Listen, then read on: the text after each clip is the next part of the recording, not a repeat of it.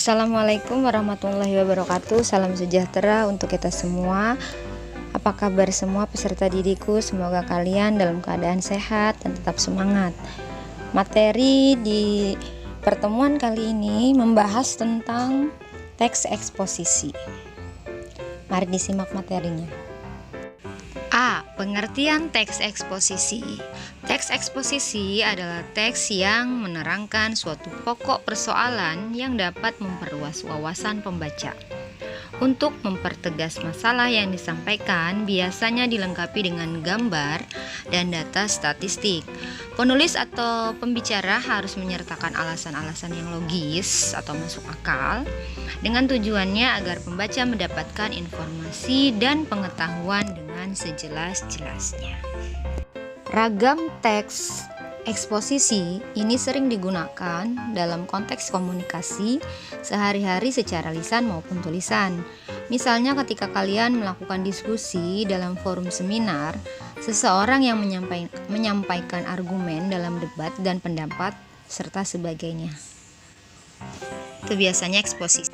Jika kamu pernah menemukan teks yang di dalamnya berisi ajakan kepada seseorang, singkat, padat, dan jelas, mungkin itu adalah teks eksposisi.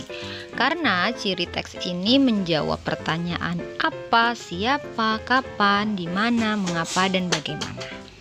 Itu adalah bagian dari ciri teks eksposisi.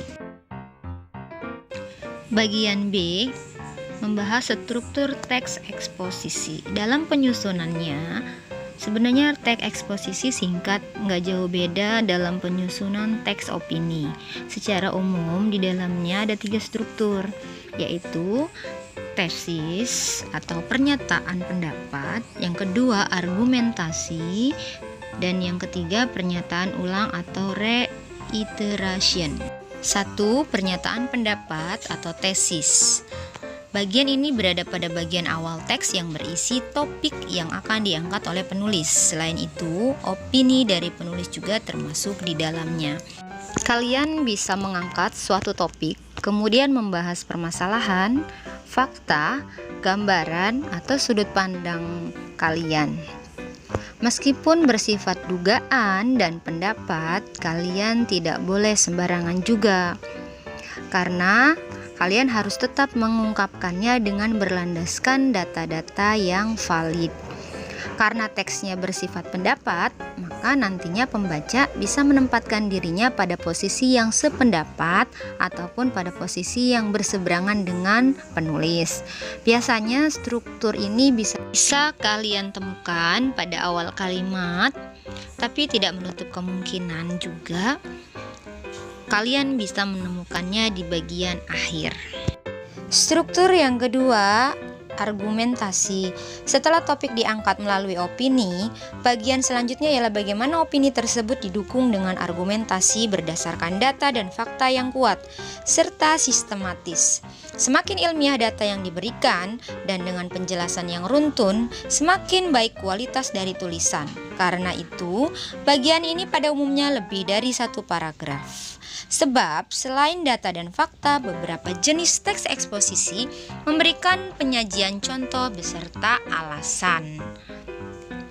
Selain berisi kalimat pendukung, kamu juga bisa memberikan argumentasi berupa sanggahan dari tesis yang tadi sudah dituliskan. Kalau kamu bisa memberikan keduanya pada teks eksposisi, maka hal itu jauh lebih bagus. Kamu bisa memberikan argumentasi tersebut berupa argumen yang bersifat penelitian ilmiah, umum, atau bahkan pendapat dari para ilmuwan yang dapat dipertanggungjawabkan. Struktur yang ketiga, penegasan ulang. Bagian ini berada pada paragraf akhir sehingga disebut juga sebagai penutup atau kesimpulan. Maksud dari penegasan ulang di sini adalah bahwa kalian bisa melakukan penegasan kembali terhadap kesimpulan yang bisa diambil. Pengulangan tersebut bisa kalian lakukan berdasarkan argumen yang tadi sudah kalian ungkapkan pada bagian sebelumnya. Pengulangan opini ini bersifat pilihan ya, jadi nggak semua teks eksposisi mempunyainya. Bagian penegasan ulang atau pernyataan ulang atau reiteration bisa kalian letakkan di akhir paragraf bagian penutup teks eksposisi. Yang ketiga, ciri-ciri teks eksposisi. Seperti halnya jenis teks yang lain, teks eksposisi juga memiliki beberapa ciri. Antara lain, 1. Bersifat objektif.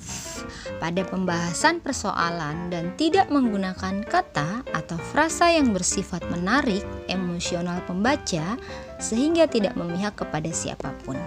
Ini yang dimaksud dengan objektif ya. Kemudian yang kedua, bersifat informatif. Artinya setelah dibaca, pembaca merasa mendapatkan informasi tambahan. Yang ketiga, teks memuat fakta. Fakta dapat berisi data berupa angka atau sebagainya. Jadi tidak bisa direkayasa ya. Ini kalau sudah bersifatnya fakta, berarti semuanya tidak berdasarkan opini sendiri, tapi harus sesuai dengan fakta. Yang keempat, menggunakan bahasa baku dengan ragam laras ilmiah dan gaya bahasa yang lugas. Selain itu, tanda baca dan ejaan juga sangat diperhatikan yang ditulis berdasarkan Kamus Besar Bahasa Indonesia. Baiklah, Ibu cukupkan materi kali ini membahas tentang pengertian teks eksposisi, struktur, dan ciri-ciri teks eksposisi. Semoga materi yang disampaikan bisa diterima dengan baik dan kalian bisa mempelajarinya, dan semoga bermanfaat. Ibu cukupkan dan Ibu akhiri materi kali ini. Wassalamualaikum warahmatullahi wabarakatuh.